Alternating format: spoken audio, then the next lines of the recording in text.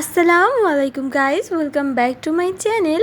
আজকে আমি আপনাদের সাথে শেয়ার করতে যাচ্ছি খুবই হেলদি একটা রেসিপি, সজনের শাক।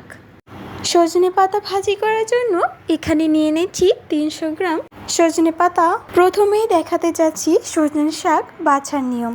অনেকেই মনে করে এই শাকটা বাছা হয়তো খুবই কঠিন, কিন্তু দেখেন ঠিক এইভাবে শাকটা হাতে নিয়ে টানলেই খুব সহজেই শাকটা বাছা হয়ে গেছে। ঠিক একইভাবে আমি সবগুলো শাক বেছে নেব এবং আমার সবগুলো শাক বাছা হয়ে গেছে। শাকে থাকা ছোট ছোট ডাঁটাগুলো পরিষ্কার করে শাকটা ধুয়ে নেব।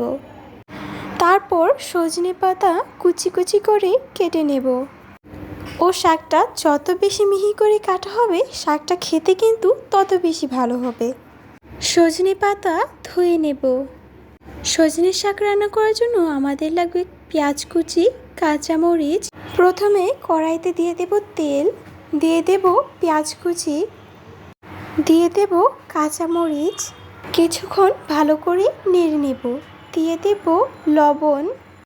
পেঁয়াজগুলো কিছুক্ষণ ভেজে নেব যতক্ষণ পর্যন্ত হালকা ব্রাউন কালার না হয়ে যায়। তারপর দিয়ে দেব সজনে পাতা। এই শাকটাতে কিন্তু কোনো রকমের এক্সট্রা পানি অ্যাড করা যাবে না। শাকটাকে সম্পূর্ণ ভাপে সিদ্ধ করতে হবে।